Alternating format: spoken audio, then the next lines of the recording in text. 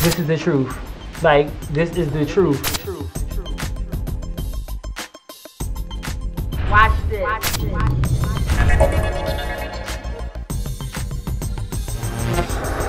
So yo, one day I'm going to Club Monaco to go fill out an application, right? Also to get a nice lay, you know, it's a nice day outside. Birds is chirping, females is out, you know. So I get in there, you know, one of the co-workers speak to me. Shorty was bad, like bad body, lips. She was about like 5'5", light brown eyes, nice pedicure toes on, nice heels. You know, she spoke, I spoke back. I kept it moving. A couple weeks later, you know, I start my first shift. Now I don't really talk to nobody in there like that, you know. I got in, got out, did my job. We did a floor change. Shorty hit me with like, now before I get into that, Shorty never spoke to me, you know, we never had conversation prior to that after the speaking that one day. She comes to me and like, listen, I gotta tell you something. I'm like, Shorty bugging, like, I don't even know you. What you mean you gotta tell me something? She hit me with the, you know, I had a dream about you. I'm like, yeah, I know, I got it, right? It's your boy DJ Damage, repping Hot 107.9 Philly. You may even know me from 106 and Park. What's up? I'm GoGo Morrow. I'm a singer-songwriter from Philadelphia, and I've done things like toured with Lady Gaga, as well as dance with My name is Lafayette, Kanard. I'm an artist and a stylist here in Philadelphia. I customize clothing, shoes, and jewelry. My name is Melissa Ann Hopley, and I am a motivational speaker. I get to go across the country for an organization called Minding Your Mind. Talk to the youth, get their mind right, talk about sexual health and condoms. So, you know, pay attention. Just off the rip, I want to ask, how do you feel pop culture influences people's view of sex? How do y'all feel? Naked women in magazines. Sex sells. There's a lot of celebrities that influence little girls to dress more provocative. So then they accept that, oh, if Rihanna's wearing that, the why can't I? And artists like Lil Wayne, and he flaunts eating the box, and songs like the Monster, that influence boys to flaunt that too. So you feel like music has the biggest grab on the youth as far as sexuality?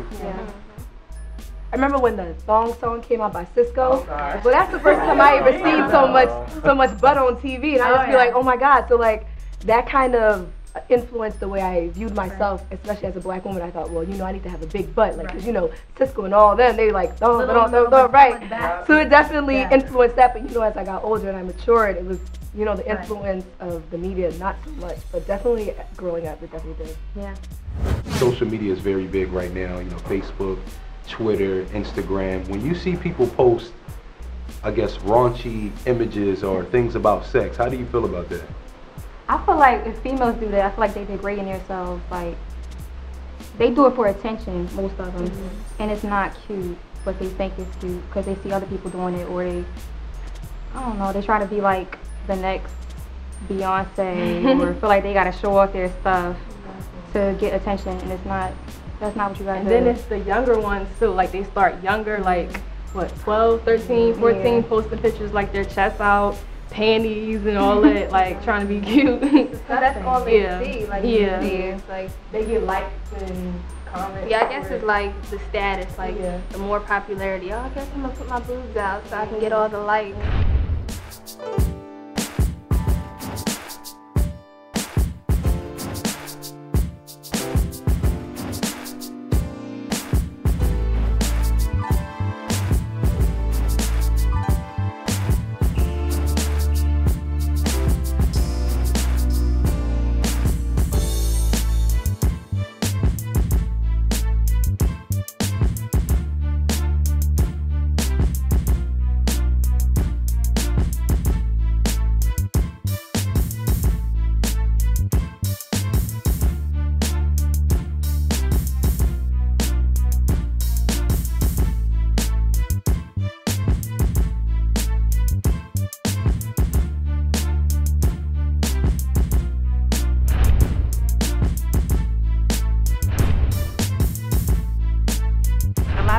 They flaunt fat butts or big boobs, but me personally, I'm skinny and I love it. Like, I love my legs, and I see girls that's skinny and they're just so insecure, like, oh, my boobs aren't big, or they wear 3 bras.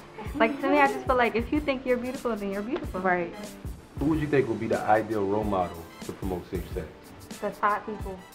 Yeah, like the biggest stars, biggest stars. The top. I think schools, teachers, what are they doing? They need to have more health classes. They go to school, right? What are they learning in school? In the classroom, kids are more scared to ask questions, and then they'll go to their friends for answers, and nobody wants to tell their friends, oh, I'm a virgin, oh, I'm a 17-year-old boy and I'm a virgin. That's like, your credibility is just down. I feel like if you're a rapper, you should really flaunt that. Like, I'm a virgin, so what? Yeah. Nobody touched that would change And that would change all their perspectives. Yeah, it definitely would. I just remember listening to a Fly song, and I was just like so in shock. Like, I had no idea girls could do this and boys think like that. I listened to the whole album in complete shock.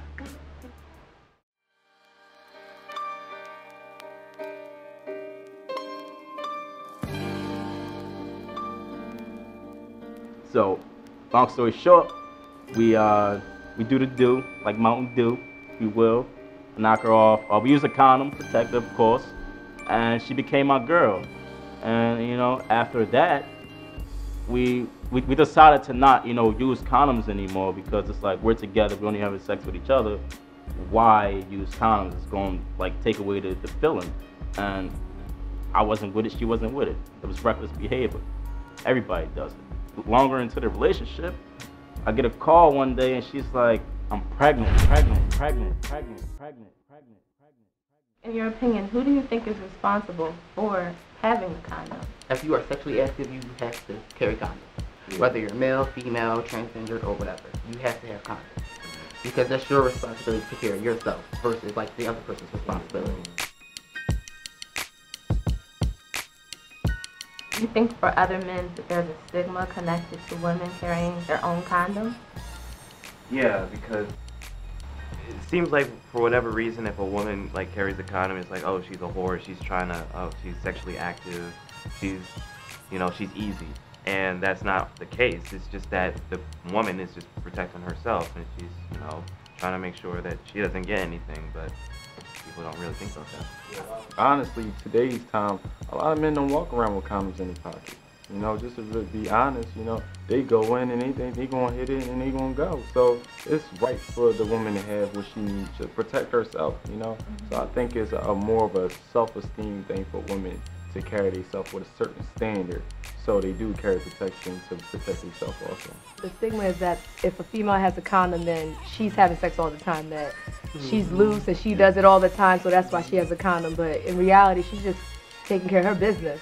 You know, y'all females, when y'all pull out that condom, it's like, oh, you know, she's ready, or it's, you know, it's giving it like, oh, she about to get down. But at the end of the day, so I say this to all females, don't be that way. At the end of the day, if that man can't respect you for pulling out that condom, then you shouldn't even be laying up with him. That's just the bottom line. Like, you know, step aside, my brother. I'm getting up and I'm leaving. Like, that's just how it should be.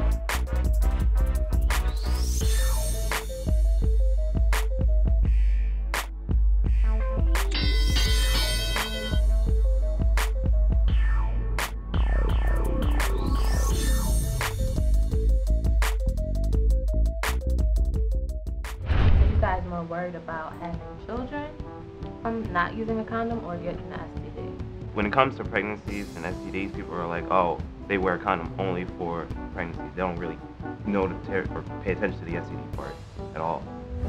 Why do you think you put themselves at risk?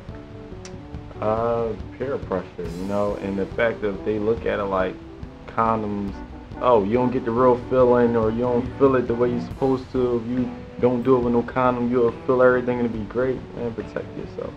You know, don't put yourself at risk because of what everybody else is doing. It's part of the development of going through that phase, puberty. Like, you feel nothing's gonna happen to you. You don't think 10 steps ahead. You think in the here and now, and that's why teens don't use condoms. They don't think about, well, what's the consequence of me not using a condom? We live for the moment. We don't think about the future. You be like, oh well, I'm gonna do this.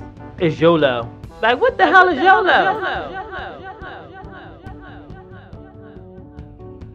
I know from experience. I have a 2-year-old daughter, and not wearing a condom caused me to have a child. You know, that's a beautiful thing in the world that's happened to me, and I don't live with no regrets. You know, but that's what happens when you don't wear condoms. You suffer the consequences of catching an STD or HIV, or you know, having a baby. And you know, for me, that was a eye opener. I can afford it. I take care of the baby. What we gonna do next? She hit me like, listen, I'm not having this baby. I gotta, you know, I gotta focus on my career. And that hurt, you know what I mean? I'm like, it's not my body. I can't force her to do something she don't want to do. Like, are we really making the right decision? And, you know, it's kind of hard to talk about. When did you guys, and where did you guys first learn about sex? I learned from my cousin, just watching him bring different females in and out of the house, and you know, I'm 13. I'm like, what's going on? What's this about? What do you and he's like, well, you know anything about condoms? And he started talking to me about condoms, and he was like, if you're gonna have sex, you know, use a condom. And so I learned from him, and watching that, it was just like, as a male, it was like, yo, that's decent. That's what you. It was at that age, it was like, this is what you're supposed to do. My mom pulled me aside when I was 10 and said, "You know about sex? Do you know what a condom is?" And I was like, "No." And she was like, "Well, this is a condom. Here are STDs or whatever. I know that you're young, but I want you to know about it before like you start getting to that age." I think that's when I first realized like that feeling when I saw a sexual scene on TV, and I was like, "Oh, what's that?" I love porn too. I think the first time might have been in middle school, that's when my peers started having sex, and I was like, "Whoa, you're having sex!" Middle school. Middle school, yeah. Like, so I was like in the 8th grade and 7th grade when people were starting to have sex, and I was like, "What?" It wasn't a good situation to be in. I never thought I would be that person to, one, have unprotected sex, two, to even go in and be in an abortion clinic. I would always hear my homies talk about, like, yo, I just gave this chick like $500, go get this abortion. I'm looking at him like, dude, you tripping. And of course, here I am in that same predicament. The relationship got rocky after that. You know, we wasn't really speaking like that. It took a toll on her, you know, mentally, me mentally, her emotionally, physically. You know, I had to kind of like take care of her a little bit to get her back into, you know, that state of actually well-being. And we decided that it wasn't going to work out. We broke up.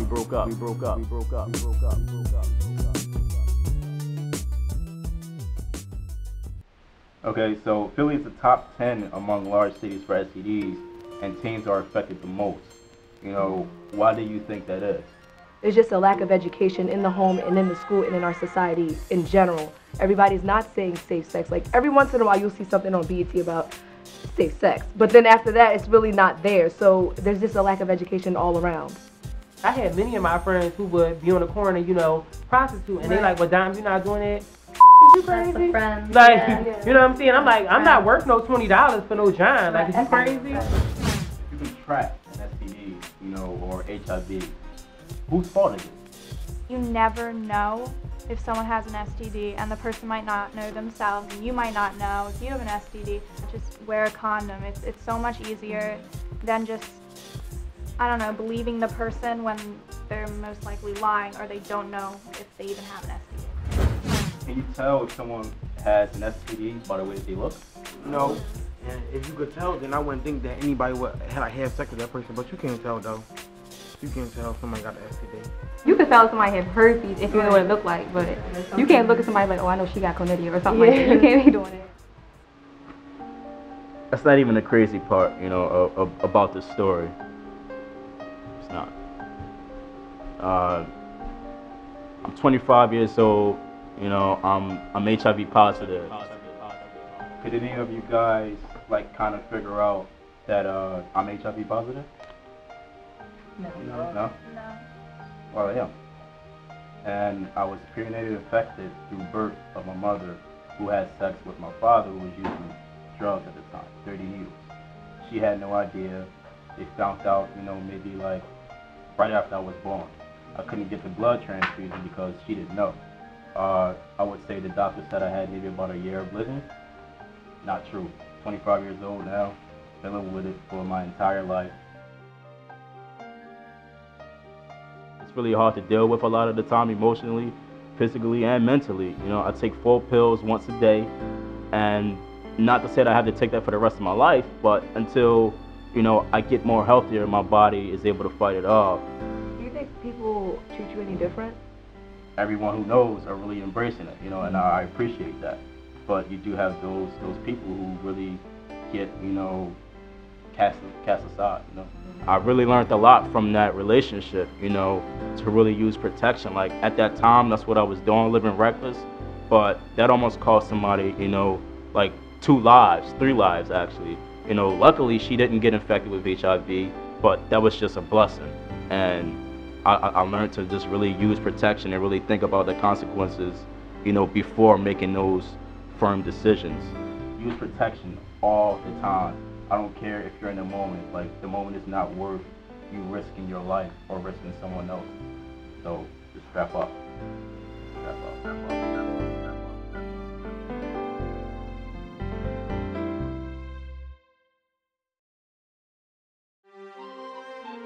I think the kids did a good job with the whole entire situation. Like, it was good. First, I want to say thank y'all for having us here. I will be one less person infected because of what I know from today and what I already learned. It's part of life, and we have to talk about this. We have to talk about it. Yeah. A lot of people showed up, and a lot of people wanted to understand and wanted to help. The stories definitely touched me. The responses were amazing. I liked it. It educated me. I feel a lot more educated. I feel a lot more empowered. Wear condoms. It's really important. I just wish more teenage girls was here to see and like understand it more. I'm honored that I called. Yeah, this feels good to be a part of something that's going to make a change. Right. And you know, make a difference. They had their heads on straight. They knew a lot. They knew themselves, and that's all it takes. You know, loving yourself and knowing yourself. Be yourself. It's okay to be yourself. Be different. When I was that young, I probably wouldn't have been as comfortable as they were talking about sex. Everything that glitter isn't gold, and everything that's sweet isn't good for you either. Because some sweet things you get diabetes. The day was amazing with the kids. We got great responses. You know, my story helped them out a lot, and I really appreciate everyone coming. It really impacted me to hear the rawness of these teens and what they're, you know, experimenting with condoms, pregnancy, STDs, etc., etc. Respect yourself, get tested, wear condoms. I choose to live, take control, Philly.